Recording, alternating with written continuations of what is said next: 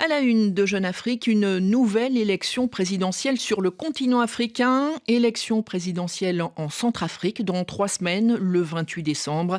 La campagne électorale va donc bientôt commencer. Bonjour François Soudan. Bonjour Catherine. La Centrafrique est encore dans une situation précaire après des années de guerre. Dans ces conditions, comment cette élection présidentielle a-t-elle été organisée ? Alors, il y aura ce jour-là, le 28 décembre, Catherine, 4 élections. Premier tour de la présidentielle, législative, régionale, communale, dont 2, régionale et communale, ne se sont pas tenues depuis, tenez-vous bien, 40 ans. Alors, vous imaginez donc le challenge que ça représente pour l'ANE, l'autorité nationale des élections, et les interrogations qui se posent quant à sa capacité à organiser correctement tous ces scrutins, en particulier en dehors de Bangui.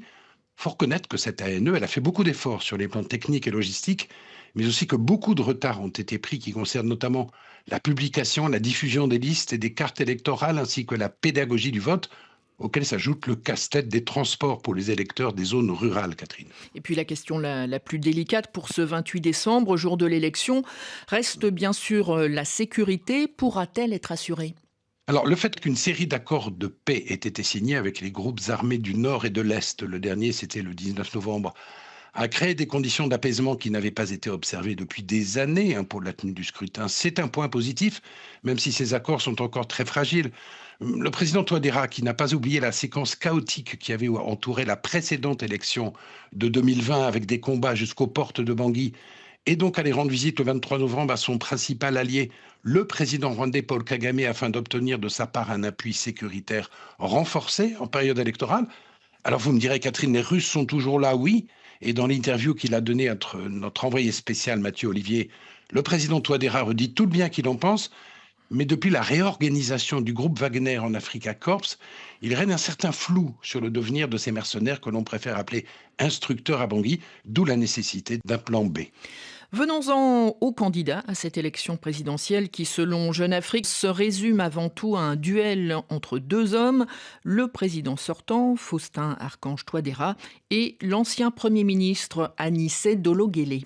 Et face à Touadéra, il y a 6 candidats, dont son ancien Premier ministre Henri-Marie Dondra, lequel doit encore prouver qu'il a vraiment rompu avec lui. Alors, Anis et Georges Dolo-Guelleh, qui se présentent pour la 3e fois contre le président sortant, et qui, on s'en souvient, était arrivé en tête au premier tour de la présidentielle de 2015, apparaît donc comme son adversaire le plus sérieux, même si sa candidature, tout comme celle de Dondra d'ailleurs, n'a été validée que très tardivement par le Conseil constitutionnel, et même s'il ne dispose évidemment pas des mêmes moyens financiers que le chef de l'État. Alors l'avantage pour Dolo-Guelleh, qui demande sans trop y croire un report du scrutin, c'est qu'il va faire campagne sur le bilan de son adversaire, ce qui est évidemment plus facile que de le faire sur son propre bilan. Mais le défi pour lui, ça va être de convaincre la partie de l'opposition qui appelle au boycott de se mobiliser en sa faveur, particulièrement les partisans de Martin Ziguélé et de l'ex-président Bozizé, ce qui n'est pas gagné, même si des discussions sont en cours.